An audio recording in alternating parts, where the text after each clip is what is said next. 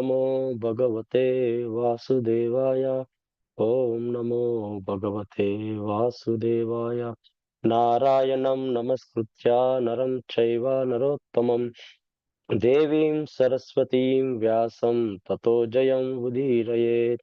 Srinvatam Swakata Krishna Punyashravana Kirtanaha Udayantasto hi abhadrani vidunoti suhritsatam Nashtaprayeshu abhadreshu nityam bhagavata sevaye Bhagavate uttama shloke bhaktir bhavati naishtiki.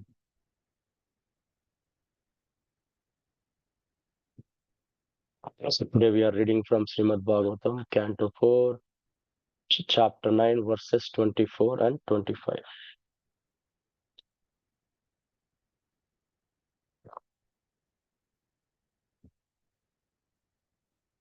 So what verses did you say? 64, 65. Oh, thank you. What 64? Vapyo vaidurya sopana padmotpala kumudvatihi hamsakarandava kulair jushta chakravasarsehi. Translation and purport by His Divine Grace A.C. Bhaktivedanta Swami Srila Prabhupada Ki Jai.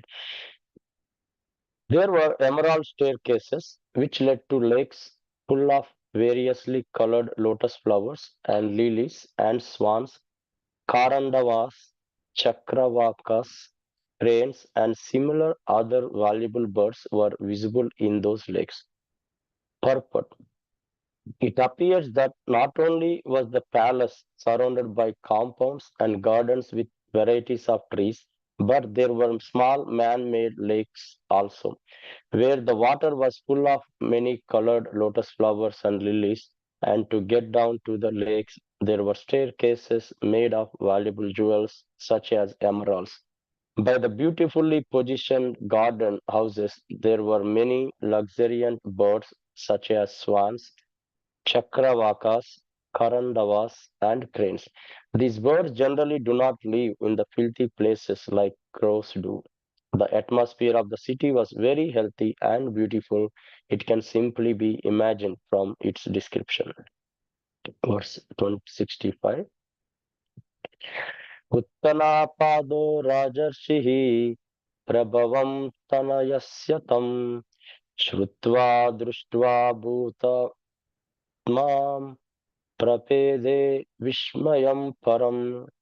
Translation. The saintly king Uttarapada, hearing the glorious deeds of Dhruva Maharaj and personally seeing also how influential and great he was, felt very satisfied, for Dhruva's activities were wonderful to the supreme degree.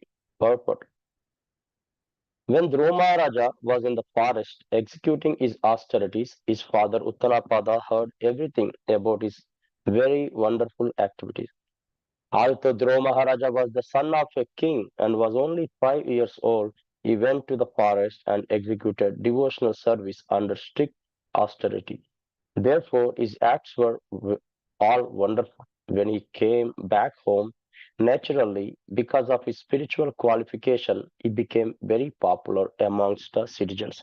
He must have performed many wonderful activities by the grace of the Lord.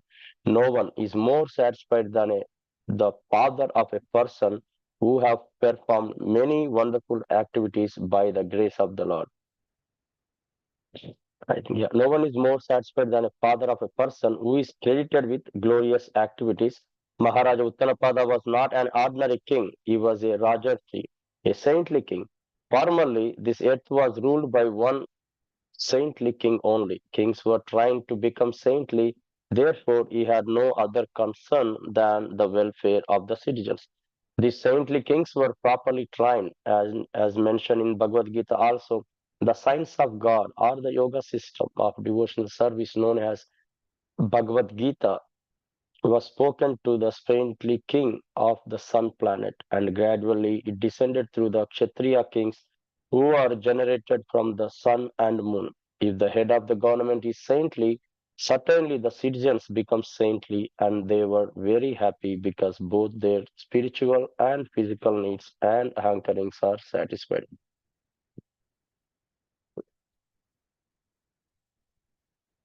Namo Vishnu Padaya Krishna Prasthaya Bhutale Srimate Bhakti Vedanta Swami iti namine Namaste Saraswate Deve Gauravani Pracharane Nirvishesha Shunyavadi Paschatya Deshatarane Jai Sri Krishna Chaitanya Prabhu Nityananda Sri Advaita Gadadara Srivasadi Gaura Bhaktavanda Hare Krishna Krishna Krishna Hare Hare Hare Rama Rama Rama Hare Hare. I like to seek blessings from all the assembled Vaishnavas and thank you for giving me this opportunity to purify myself. And please forgive me for any shortcomings. And I'm summarizing from the lecture given by Bruhupati Prabhu. So in this chapter title, Dhruva Maharaja returns home. So I think now we are in the verses where Dhruva Maharaj is already coming to the his home, and we have seen in last few verses how the how beautifully the city of was decorated and giving the blessings to the Dhruva Maharaj. And in the verses 60 to 64, it's describing the how the description of the palace. And the 65 to 67 talks about Uttarapada enthroning Dhruva Maharaj and returning to the forest. And so here in the verse 64, Prabhupada describes the grandeur of the palace and its surrounding. Emerald staircases, led to lakes filled with the lotus flowers, filling in various colors. And these lakes were home to swans, and karandavas, chakravakas, and other valuable birds. And this suggests that palace was not only surrounded by lush gardens and diverse trees, also featured small man-made lakes. And the staircase made of precious stones like emeralds descending into these lakes were surrounded by luxurious gardens. And this gives the description, paints a picture of beautiful and healthy atmosphere in the city. And in the verse 65 highlights the relationship between the king Uttanapada and his son Dhruva Maharaj. It says that the saintly king Uttanapada, after hearing the glorious deeds of Dhruva Maharaj and seeing his greatness, felt very satisfied and astonished. And here the Dhruva Maharaj's achievements are were truly remarkable. And especially considering he was only 5 years old boy and he left for the forest to perform severe austerities. And his father, King Uttanapada, had heard this son's extraordinary activities, was deeply moved. Despite being so young, Dhruva demonstrated incredible devotion and commitment to the spiritual practice, so which has earned him a admiration of the citizens, when upon his return. So here Prabhupada explains that father's joy is unparalleled when witnessing his child's glorious deeds. Here in the king Uttanapada, a Rajarshi or a saintly king ruled not just for power but for the welfare of his citizens. And these kings were trained in the science of God and the yoga system of devotional service. And these saintly kings like Uttarapada ensured that their citizens, spiritual and material needs are met and fostering the content and pious society. Here, Prabhupada draws a parallel between the relationship of Dhruva Maharaj and Uttarapada with the relationship between Krishna and the Supreme Father and all living beings. Just as Maharaja Uttarapada has affection for his son, Krishna has affection for all his creations. Dhruva was his father's beloved offspring, just as we are all, spiritual offsprings of Krishna descended from him through the line of Brahma and other demigods. Like a loving father, Krishna feels joy and satisfaction when his children live in obedience and love. So, this reflection on the parent child relationship mirrors the psychology of the spiritual world, which is reflected in the material relationships as well. Prabhupada emphasized that understanding of our relationship with Krishna and Prabhupada as his representative is crucial for aspiring transcendentalists. It is essential to keep the big picture in mind. Much like a driver who is constantly aware of his surroundings, a person aware of this broader perspective tend to live a more balanced and contented life. So Prabhupada in his last lectures, particularly in Mayapur in 1977, expressed that Krishna's desire is for us to be obedient and loving towards him. So as Prabhupada explained, Krishna is like a wealthy father. He does not need anything from us, but he only desires our love and devotion. So this is the essence of the big picture. As he put it, Krishna created us to fulfill a purpose, and through the bhakti, we serve that purpose by living not for our satisfaction, but for Krishna's. So Prabhupada states that the true devotion involves action, especially preaching the glories of Supreme Personality of Godhead. He quotes that there is no one dearer to me than one who preaches my message. So our advancement in spiritual life is marked by how much we engage in this act of sharing Krishna's glories, facing challenges, and growing in our own devotion as a result. So here, I think from some of the lecture, Prabhupada also compared the preacher is the best devotee like a soldier. Just as the government prioritized the soldiers during the war, ensuring that they receive all the necessary comfort first. Similarly, preachers receive Krishna's favor. For example, in Germany, soldiers had a constant supply of butter, even when civilians did not. If soldiers had to move, they would destroy what they left behind so the enemy could not benefit. And more butter would be available when they reached the next place. Similarly, the preachers are considered soldiers fighting for Krishna, the most dear to him. To become dear to Krishna, Prabhupada is emphasized preaching through literature, magazines, books, speech, and arrangements. You know, um, I thought that was essential. So Dhruva Maharaj's motivation was personal, to show his father and stepmother his worth. But for us, our aim is to please our Supreme Father Krishna and his representative Prabhupada, who is like a father. We have that relationship and we are engaged in devotional service, ideally in preaching.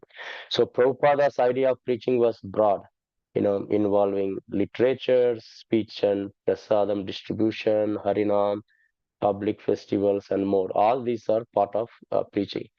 Um, so, in another lecture, Prabhupada discussed Prahalad Maharaj, a Nitya Siddha, who received blessings from Lord Narasimha. After Lord Narasimha killed Hiranyakashipu, he was furious, and only Prahalada approached him without fear. Lord Narasimha touched Prabhupada's head and allowed him to offer beautiful prayers. Prabhupada noted that while we cannot imitate Prahlada, Krishna is here in his holy name. By chanting, we touch Krishna with our tongue, receiving the same benefit as Prahlada did by being touched by Lord Narasimha. Even Hiranyakashipu, despite his hatred for Vishnu, loved his son. So Prabhupada elaborated that chanting Hare Krishna is a prayer. Oh Krishna, engage me in your service. Bhakti is about humility and constantly praying to Krishna.